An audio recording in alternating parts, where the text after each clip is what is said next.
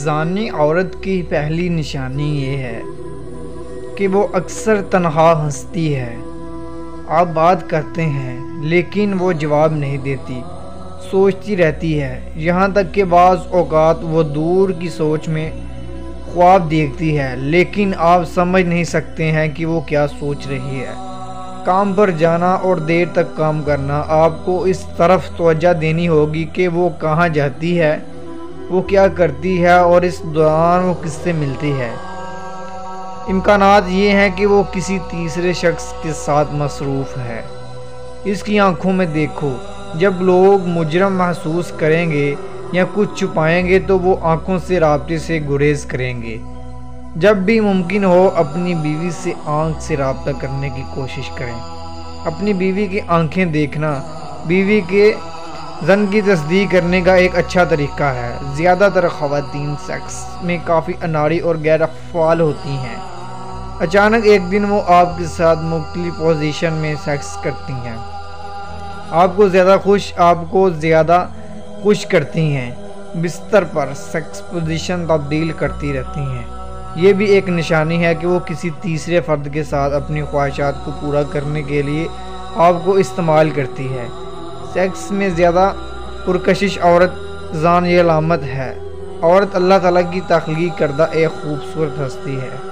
عورت کے دم سے دنیا میں خوبصورتی کا ایک جہاں آباد ہے۔ عورت ایک سمندر کی طرح ہے۔ عورت کو سمجھنا آسان بالکل بھی نہیں ہے۔ عورت ماں کے روپ میں دنیا کا مخلص ترین اور خوبصورت ترین رشتہ ہے، اور وہیں پر عورت بیوی کے روپ میں مرد کے لیے راحت کا باعث ہے، جبکہ عورت کے ایسے روپ بھی ہیں جن کی وجہ کئی گھر بردبار ہو جاتے ہیں، اور بدبختی اور بے برکتی ایسے گھروں کا مقدر بن جاتی ہے، جبکہ ایسی عورتیں سخت ترین عذاب کی مستحکم ہیں، اور ان میں سے کوئی بھی جنت میں داخل نہ ہو۔ آپ کو بد کردار عورت کی پہچان بتائیں گے۔ اللہ کے نبی حضرت محمد صلی اللہ علیہ وآلہ وسلم نے فرمایا کہ تمہاری بدترین عورتیں وہ ہیں جو زینت کا اظہار کرنے والی ہیں، تکبر سے چلتی ہیں۔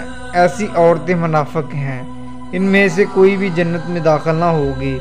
پھر خاص وہ عورتیں جو مردوں کو مائل کریں، یعنی اپنی طرف رجھائیں، اپنے لباس اور اپنے کپڑوں اور اپنی چال ان کو اپنی طرف مائل کرے۔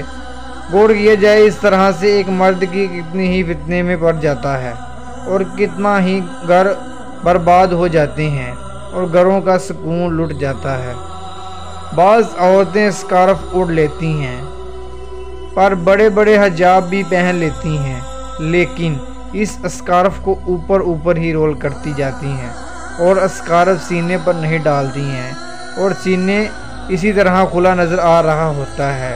اور بعض اوقات یہ عورتیں اسکارف کو پلو اوڑھ کر اوپر کو نقاب بنا رہی ہوتی ہیں، جبکہ سینے کا سینہ پورا نمایاں ہو رہا ہوتا ہے۔